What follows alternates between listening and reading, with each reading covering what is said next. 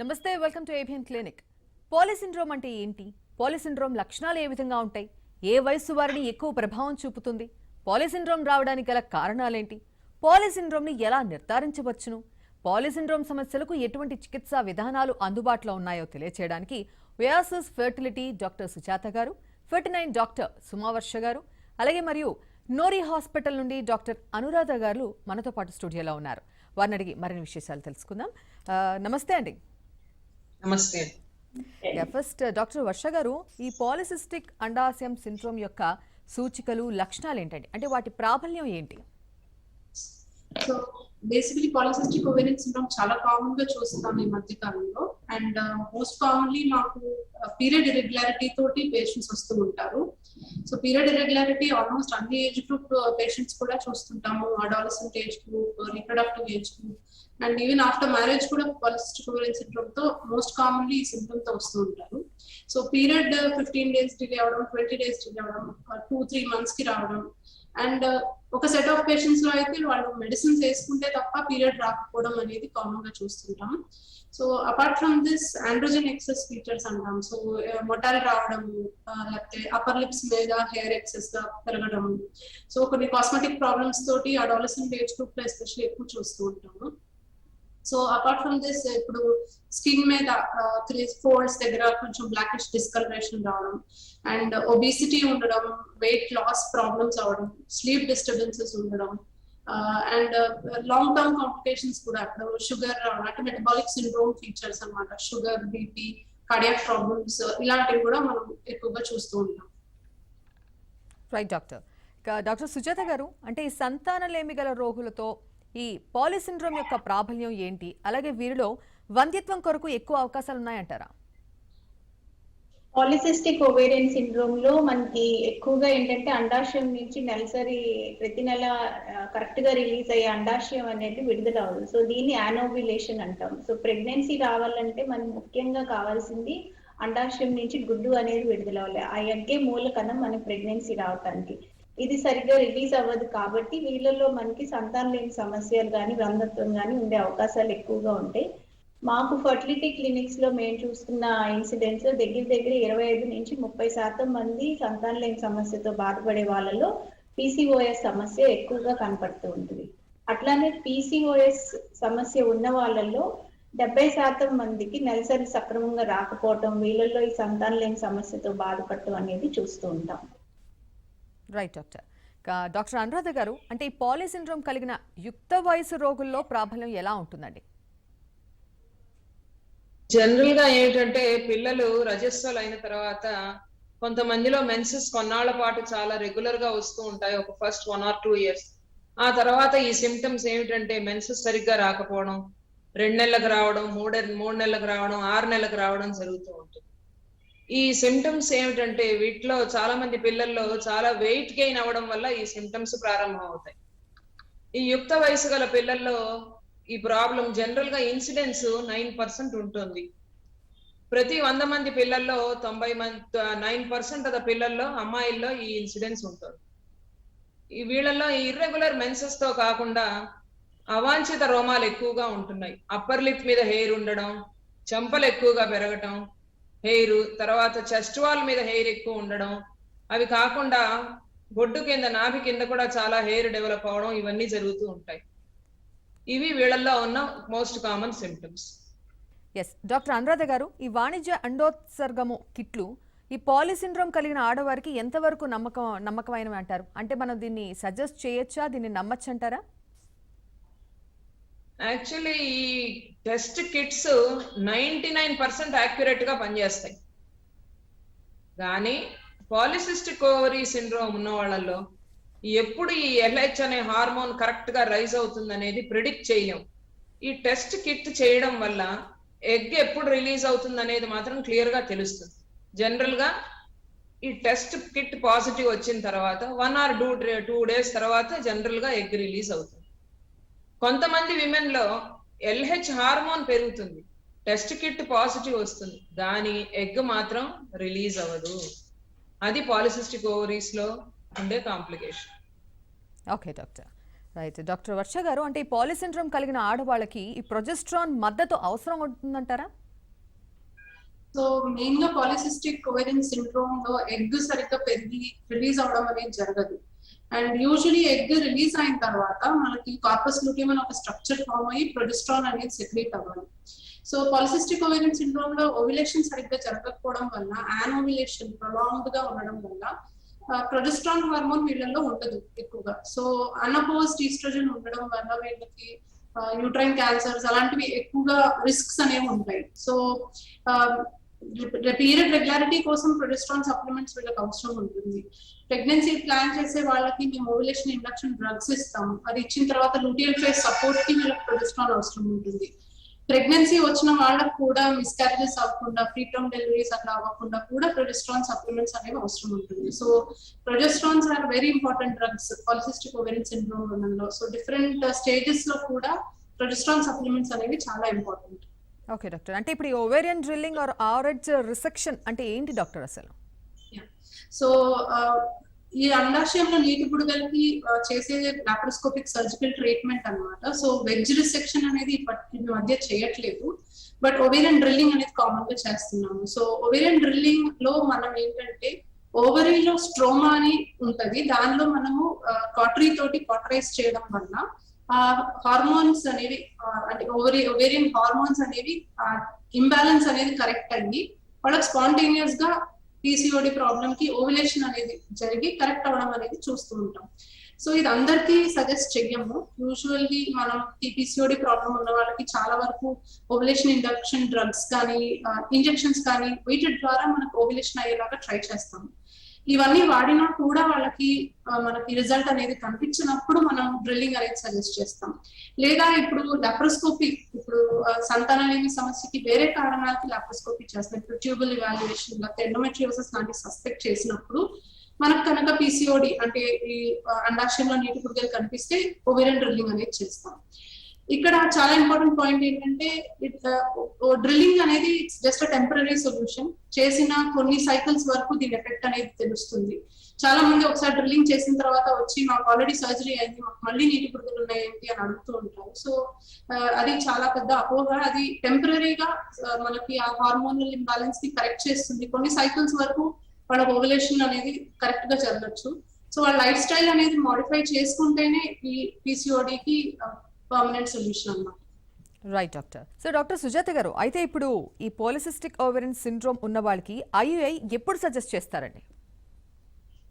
Polycystic ovarian syndrome ఉన్న వాళ్ళకి normal గా ఎగ్ రిలీజ్ అవ్వడానికి మెడిసిన్స్ అనేవి ఇస్తూ ఉంటాము. దీన్ని ఓవ్యులేషన్ ఇండక్షన్ మెడికేషన్స్ అని చెప్తారు.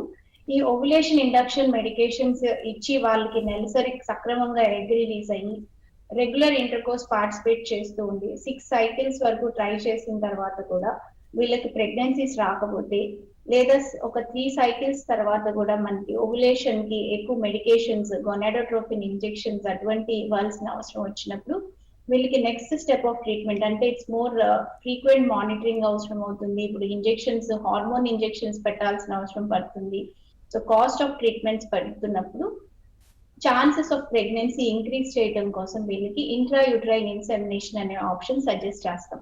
ఇంట్రాయూట్రైన్ ఇన్సెమినేషన్ అంటే హస్బెండ్ స్పర్మ్ కణాలు ల్యాబ్ లో ప్రాసెస్ చేసి ఆ స్పర్మ్ శాంపుల్ ని తను ఎగ్ రిలీజ్ అవుతున్న టైంలో మనం ఆ ఎగ్ కి ఒక 7 to 10 సెంటీమీటర్స్ దగ్గరగా పెట్టడం వల్ల ఛాన్సెస్ ఆఫ్ ప్రెగ్నెన్సీ ఇంక్రీజ్ చేయడానికి అవకాశం ఉంటుంది.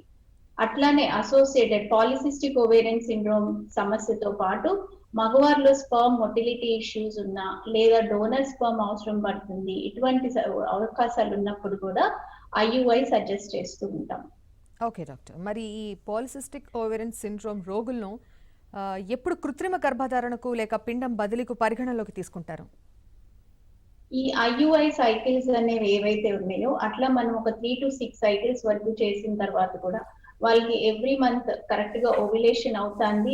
ఎగ్ రిలీజ్ అయ్యే టైంకి మనం ఐయుఐ ప్రాసెసింగ్ అనేది చేస్తున్నాము. In spite of 3 to 6 cycles తర్వాత కూడా వాళ్ళకి ప్రెగ్నెన్సీ రావట్లేదంటే ఎగ్ రిలీజ్ అయ్యి స్పర్మ్ దానికి దగ్గరగా పెట్టినా కూడా మనకి ఈ ఎగ్ స్పర్మ్ కలుస్తున్నాయో లేవో తెలియదు, లేదా ఈ ఎగ్ స్పర్మ్ తయారవుతున్న మనకి ఎన్విరాన్మెంట్ ఏదైతే ఉందో హార్మోనల్ ఇంబ్యాలెన్స్ ఎక్కువగా ఉంటుంది పీసీఓఎస్ సమస్య ఉన్న వాళ్ళు. సో ఆ అబ్నార్మల్ హార్మోనల్ ఇంబ్యాలెన్స్, హార్మోన్ అసమతుల్యతలో ఉన్న ఎగ్ కి సరైన న్యూట్రిషన్ లేక అది ప్రెగ్నెన్సీస్ రానప్పుడు after 3 to 6 cycles of IUI కానీ మనం ఓవ్యులేషన్ డాక్యుమెంట్ చేసిన తర్వాత కానీ ప్రెగ్నెన్సీస్ రాని వాళ్ళలో IVF అనే అడ్వైస్ చేస్తూ ఉంటాం. IVF అంటే ఇన్ విట్రో ఫర్టిలైజేషన్. ఎగ్ బయటకి తీసి మనం ఆ ఎగ్ కి దగ్గరగా స్పర్మ్ పెట్టినప్పుడు IVF అంటాము. ఇప్పుడు మేము రీసెంట్ గా IVF కన్నా కూడా ICSI ప్రాసెస్ ఎక్కువగా ప్రిఫర్ చేస్తున్నాము. అంటే మనం ఆ ఎగ్స్ రిలీజ్ అవ్వడానికి ముందు మనం బయటికి తీసుకుని నీడిల్ ద్వారా ఒక్కొక్క ఎగ్ కి ఒక్కొక్క స్పర్మ్ ఇంజెక్ట్ చేసి ICSI ప్రాసెస్ ద్వారా ఎంబ్రియోస్ తయారు చేస్తాం. ఈ ప్రాసెస్ ఎలా హెల్ప్ అవుతుంది అని చూసుకుంటే మనకి ఈ IVF ప్రాసెస్ లో మనం ఎగ్స్ ఫర్ ఎగ్జాంపుల్ ఒక 10 ఎగ్స్ బయటికి తీసాము. 10 లో నుంచి మనకి 10 గుడ్ క్వాలిటీ ఎగ్స్ వచ్చి వాటి నుంచి ఒక 8 or 9 ఎంబ్రియోస్ వచ్చినాయి. ఎగ్ క్వాలిటీ బాగుంటుంది. ఆ ఎగ్ స్పర్మ్ కలిసి మంచి ఎంబ్రియోస్ తయారవుతుంది. హార్మోనల్ అస్మాల్కుల్యత ఏదైతే ఉందో దాని మూలన ఆ ఎంబ్రియో ఇంప్లాంట్ అవ్వాల్సిన చోట మనకి సక్రమంగా ప్రాసెస్ జరగట్లేదు కాబట్టి వీళ్ళకి ఇంకా ఎక్కువ అగ్రెసివ్ గా లైఫ్ స్టైల్ చేంజెస్ అన్ని చెప్పి వాటి తర్వాత ఎంబ్రియో ట్రాన్స్ఫర్ చేయడం జరిగింది. అదే మనకి ఒక 10 ఎగ్స్ బయటకు తీసి 1 or 2 ఎంబ్రియోస్ మాత్రమే ఫామ్ అయింది. సో ఎగ్ క్వాలిటీ ఈ హార్మోనల్ ఇంబ్యాలెన్స్ వలన బాగోలేదు అనేది మనకు అర్థమవుతుంది. సో ఒక 3 to 6 cycles of IUI process చేసిన తర్వాత కూడా ప్రెగ్నెన్సీస్ రానప్పుడు అడ్వాన్స్డ్ రిప్రొడక్టివ్ టెక్నిక్స్ లో IVF or IVF XC advise చేస్తూ ఉంటాం. Right doctor. Yes doctor Anuradha garu, అంటే ఈ పాలిసిండ్రోమ్ రోగులకు ఇటు సంతానలేమి అలాగే దీర్ఘకాలిక ఆరోగ్య సమస్యలతో ఏమైనా సంబంధం ఉంటుందంటారా? వీళ్ళల్లో చాలా రకమైన హెల్త్ రిస్క్స్ ఉంటాయి. ఒకటి, మెన్స్ట్రువల్ సైకిల్ పీరియడ్స్ సరిగ్గా రాకపోవడం వల్ల గర్భసంచి లోపల పొర బాగా వాచుతుంది. ఆ వాపు రావడం వల్ల రాను రాను ఏమవుతుందంటే గర్భసంచి క్యాన్సర్ వస్తుంది. దాన్ని ఏమంటారంటే ఎండోమెట్రియల్ క్యాన్సర్ అంటారు. సో పాలిసిస్టిక్ ఓవేరియన్ సిండ్రోమ్ ఉన్న ఆడవాళ్లలో రిస్క్ ఆఫ్ ఎండోమెట్రియల్ క్యాన్సర్ చాలా ఎక్కువగా ఉంటుంది. జనరల్ గా పాలిసిస్టిక్ ఓవరీస్ లో చాలా మందిలో ఊబకాయం ఉంటుంది. ఆ ఊబకాయం వల్ల ఏమవుతుందంటే రాత్రి నిద్రించేటప్పుడు గాలి పీల్చుకునే సమస్యలు ఉంటాయి. మధ్య మధ్యలో వాళ్ళు సడన్ గా గాలి పీల్చడం ఆపేస్తూ ఉంటారు. ఆ గాలి పీల్చడం ఆపేయంగానే ఆక్సిజన్ శాతం తగ్గిపోతూ ఉంటుంది బాడీలో. దీన్ని అబ్స్ట్రక్టివ్ స్లీప్ అప్నియా అంటారు, OSA. ఇవి కాకుండా ఈ వయస్సు పెరిగిన కొద్దీ షుగర్ రావడం, డయాబెటిస్, హైపర్ టెన్షన్, BP రావడం, ఇతరత్ర రకాల హార్ట్ డిసీజెస్ అన్ని రావచ్చు. ఇది కాకుండా వీళ్ళల్లో చాలా మటుకు మూడ్ స్వింగ్స్ చాలా ఎక్కువగా ఉంటూ ఉంటాయి. Right doctor. సో అలాగే యుక్త వయసు గల స్త్రీలలో ఈ పాలిసిండ్రోమ్ యొక్క ప్రాబల్యం ఎలా ఉంటుందండి డాక్టర్ అనురాధ గారు? పాలిసిస్టిక్ ఓవరీస్ జనరల్ గా యుక్త వయసు గల అమ్మాయిల్లో ప్రతి 100 మందిలో ఈ మధ్య కాలంలో 9 మందికి ఉంటుంది. ఇన్సిడెన్స్ జనరల్ గా 9.13% ఉంది. Yes doctor. అయితే ఇప్పుడు ఎటువంటి వీళ్ళల్లో ఉన్న సిమ్టమ్స్ ఏమిటంటే ఇర్రెగ్యులర్ పీరియడ్స్ రావడం. జనరల్ గా పీరియడ్స్ ఏమిటంటే చాలా మంది విమెన్ లో 21వ రోజు నుంచి 35 రోజుల లోపు రావాలి. ఇది నార్మల్ రెగ్యులర్ సైకిల్. ఎప్పుడైతే 35 days దాటి వస్తుందో, కొంతమందికి నెలకు వస్తుంది, 2 నెలలకు వస్తుంది, 6 నెలలకు వస్తుంది, దీన్ని ఇర్రెగ్యులర్ పీరియడ్స్ అంటారు. అది కాకుండా ఈ ఇర్రెగ్యులర్ పీరియడ్స్ రావడం వల్ల, ఊబకాయడం ఉండడం వల్ల బాడీలో టెస్టోస్టెరాన్ అనే హార్మోన్ పెరుగుతుంది. అది పెరగడం వల్ల ఎక్సెస్ ఆండ్రోజన్ ఉండడం వల్ల మేల్ టైప్ ఆఫ్ ప్యాటర్న్, అంటే ఎక్సెస్ మొహం మీద హెయిర్ రావడం, బాడీ హెయిర్ పెరగడం, మొటిమలు ఎక్కువ రావడం, మేల్ ప్యాటర్న్ బాల్డ్నెస్ కూడా వస్తుంది చాలా మంది విమెన్. ఇది కాకుండా పాలిసిస్టిక్ ఓవరీస్ లో ఈ రకమైన మిగతా డిసీజెస్, డయాబెటీస్, ఇవన్నీ కూడా మేనిఫెస్ట్ అవుతాయి. ఓకే డాక్టర్, మరి ఎటువంటి పరిస్థితులు పాలిసిండ్రోమ్ ని అనుకరిస్తాయి? స్ట్రెస్ వల్ల, కొంతమందిలో ఎవరైతే బర్త్ కంట్రోల్ పిల్స్ వాడతారో వాళ్ళల్లో, ఒబెసిటీలో, థైరాయిడ్ ప్రాబ్లమ్స్ ఉన్న వాళ్ళల్లో, excessive eating, bulimia, too much గా తినడం, ఓవర్ ఎక్సర్సైజింగ్ చేసే వాళ్ళల్లో ఈ హార్మోనల్ ఇంబ్యాలెన్స్, ఇలాంటి సిమ్టమ్సే రావచ్చు. Right doctor. డాక్టర్ వర్ష గారు, అంటే ఈ పాలి సిండ్రోమ్ అసలు ఎందుకు వస్తుంది? దీనివల్ల వచ్చేటటువంటి నష్టం ఏంటండి? అసలు ఇది వస్తే కలిగేటటువంటి నష్టం ఏంటి? ప్రాబ్లం ఏంటి? సో బేసికలీ చాలా మందికి ఒక జెనెటిక్ టెండెన్సీ అనేది కూడా ఉంటుంది. And apart from that insulin resistance ఇవన్నీ హార్మోనల్ ఇంబ్యాలెన్స్ అనేది ఏర్పడుతుంది అనమాట. సో దీనివల్ల కొన్ని ఆండ్రోజెనిక్ హార్మోన్స్ అంటే male type of hormones excess అవ్వడం వల్ల మనకి రీప్రొడక్టివ్ హార్మోన్స్ ఇంబ్యాలెన్స్ అయ్యి ఓవ్యులేషన్ అనేది కరెక్ట్ గా జరగదు. So obesity, environmental changes, stress ఎక్కువ అవడము, దెన్ ఈటింగ్ హ్యాబిట్స్ అనేవి కరెక్ట్ గా లేకపోవడం, సెడెంటరీ లైఫ్ స్టైల్, సో ఇలాంటి చేంజెస్ ఉన్నప్పుడు కొంతమందికి ఉన్న జెనెటిక్ టెండెన్సీ వల్ల ఈ పీసీఓడి అనేది బయటపడుతుంది. సో దీని వల్ల ఉండే సమస్యలు అనుకుంటే ఇప్పుడు ఇందాక చెప్పినట్టు పీరియడ్ ఇర్రెగ్యులారిటీస్ అనేవి చూస్తాం. దీనివల్ల సంతానలేమి సమస్యలు అనేవి ఎక్కువ చూస్తూ ఉంటాం. దెన్ ఇప్పుడు క్యాన్సర్స్ అనేవి రావడానికి ఎక్కువగా అవకాశం ఉంటుంది. అండ్ ఫ్యూచర్ లో ఈ obesity, diabetes, hypertension, cardiovascular problems రావడం. So definitely it's basically lifestyle disease అండి. వాళ్ళ లైఫ్ స్టైల్ మోడిఫికేషన్ చేసుకొని డైలీ రొటీన్ ఎక్సర్సైజ్ చేయడం, ఫుడ్ సరిగ్గా తీసుకోవడం, ఇవన్నీ వెయిట్ అనేది బిఎంఐ అనేది కరెక్ట్ గా మెయింటైన్ చేస్తే చాలా వరకు ఈ డిజీజ్ ని మనం వాళ్ళంతటి వాళ్ళే కంట్రోల్ లో పెట్టుకోగలుగుతారు. So there is no permanent cure. అంటే ఇప్పుడు ఈ టాబ్లెట్ ఇస్తాము, లేకపోతే ఈ పర్టికులర్ ట్రీట్మెంట్ చేస్తాము, సర్జరీ చేస్తాము, ఇది క్యూర్ అయిపోతుంది అని ఏం కాదు. మోస్ట్ ఆఫ్ ద టైం అది వాళ్ళ చేతిలోనే ఉంటుంది. సో చాలా ఎఫెక్ట్స్ ఉంటాయి, but the solution is also in their own hands అన్నమాట. Right doctor. So doctor Sujatha గారు, అంటే ఈ పాలిసిస్టిక్ ఓవేరియన్ సిండ్రోమ్ ని అసలు ఎలా నిర్ధారించబడుతుందండి? పాలిసిస్టిక్ ఓవేరియన్ సిండ్రోమ్ లో ముఖ్యంగా మనం చూసుకోవాల్సింది 3 లక్షణాలు ఉంటాయి.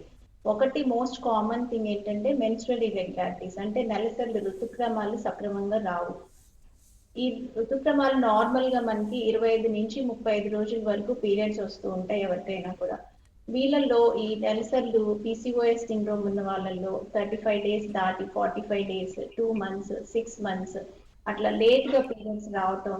ఆ పీరియడ్స్ కూడా ఒక్కొక్కసారి వాటంతటిగా అవి రావు, టాబ్లెట్స్ వాడాల్సిన అవసరం పడుతుంది. So withdrawal medications, hormone tablets వాడితే మాత్రమే వీళ్ళకి పీరియడ్స్ వస్తుంటాయి.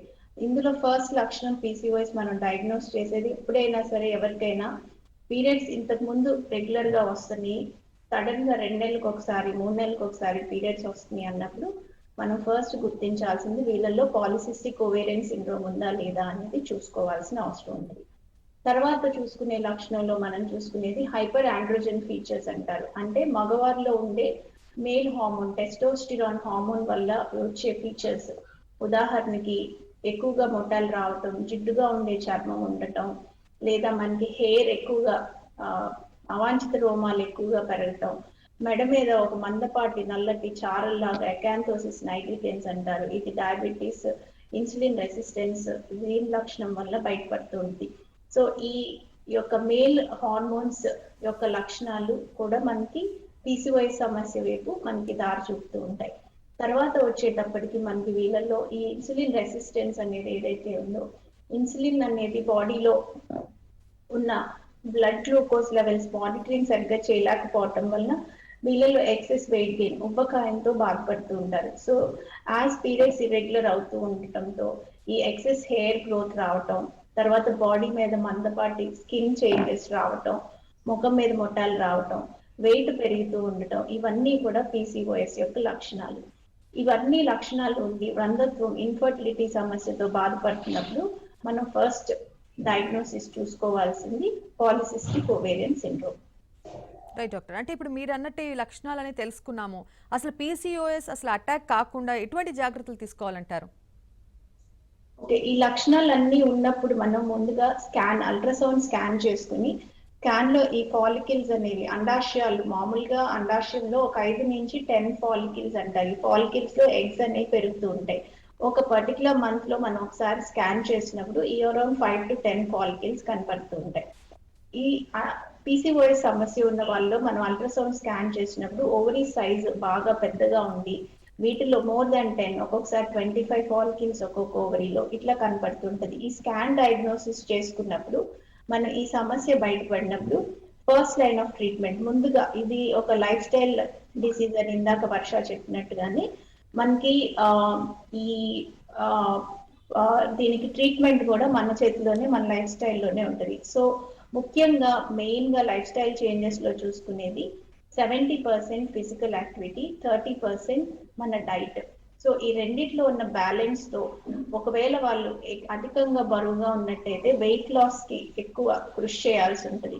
సో ఈ లైఫ్ స్టైల్ చేంజెస్లో కనీసం రోజుకి 1 గంట పాటు ఎక్సర్సైజ్ చేయటము, వెయిట్ తగ్గటానికి స్వీట్స్ షుగర్స్కి దూరంగా ఉండటం, ఇటువంటి లైఫ్ స్టైల్ చేంజెస్ చేసుకోవటం వల్ల weight reduction around 5% of weight loss అయితే కూడా వీళ్ళలో 50% వరకు నెలసర్లు సక్రమంగా రావటం స్టార్ట్ అవుతాయి. 25% మంది ప్రెగ్నెన్సీ అందే అవకాశాలు ఉంటాయి. Right doctor. So doctor Varsha గారు, అంటే ఈ పాలిసిండ్రోమ్ రోగులకు ఎందుకని ఇర్రెగ్యులర్ పీరియడ్స్ మనకి ఎక్కువగా కనిపిస్తూ ఉంటాయి? So basically polycystic ovarian syndrome లో మనకి ఆండ్రోజన్ హార్మోన్, మేల్ హార్మోన్ అనేది ఎక్సెస్ గా ఉంటుంది.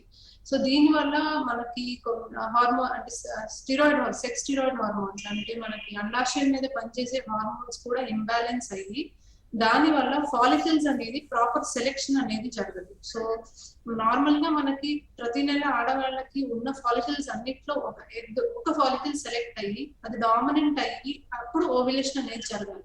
ఈ ఫాలిక్యులర్ సెలెక్షన్ అండ్ గ్రోత్ అనేది ప్రాపర్ గా వీళ్ళకి ఉండకపోవడం వల్ల ఆ first half of the cycle ఏదైతే ఉందో ప్రీ ఓవ్యులేషన్ అది బాగా ప్రొలాంగ్ అవుతుంది. ప్రొలాంగ్ అయ్యి ఓవ్యులేషన్ జరగచ్చు, లేకపోతే అసలు ఓవ్యులేషన్ అనేది జరగకపోవచ్చు. సో దీని వల్ల పీరియడ్ అనేది బాగా డిలే అవుతూ వస్తుంది. సో బేసిక్ హార్మోన్ ఇంబ్యాలెన్స్ వల్ల ఫాలిక్యులర్ సెలెక్షన్ జరగకపోవడం వల్ల వీళ్ళకి పీరియడ్ ఇర్రెగ్యులారిటీ అనేది వస్తుంది. Right doctor. అసలు జనరేషన్లో కూడా చాలా చేంజెస్ కనిపిస్తున్నాయి. ఇంతకుముందు జనరేషన్లో మనకి ఇలాంటి ప్రాబ్లమ్స్ కనిపించేవి కాదు కదా డాక్టర్. సో ఇప్పుడే ఇవన్నీ మనం ఎందుకు ఫేస్ చేస్తున్నాం అంటారు? అసలు ఇన్ఫర్టిలిటీ అనేది ఇంతకుముందు జనరేషన్లో పెద్ద కనిపించేది కాదు. 10 మంది 12 మందిని కూడా డెలివరీ చేసుకునేవాళ్ళు. అలాంటిది ఇప్పుడు అట్లీస్ట్ ఒకళ్ళిద్దరికి కూడా పాసిబిలిటీ లేని సిచ్యువేషన్ ఎందుకు పెరిగిందంటారు?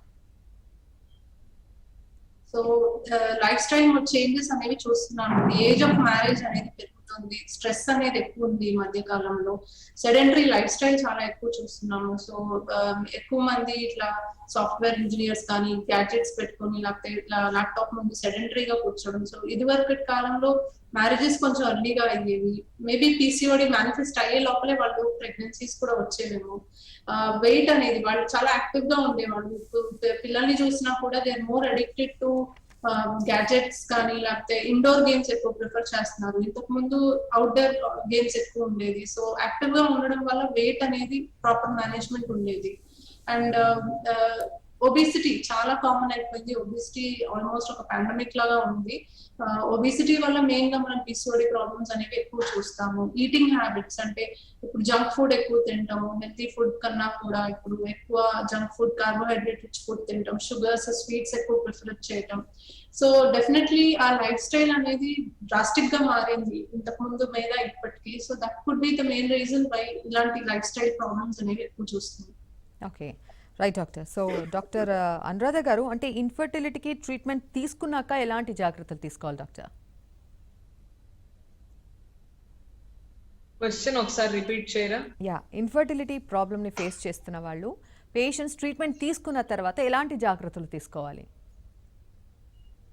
ట్రీట్మెంట్ తీసుకున్నప్పుడు కూడా వీళ్ళందరూ ఎక్సర్సైజ్ మీద ఫోకస్ చేయడం చాలా ఇంపార్టెంట్.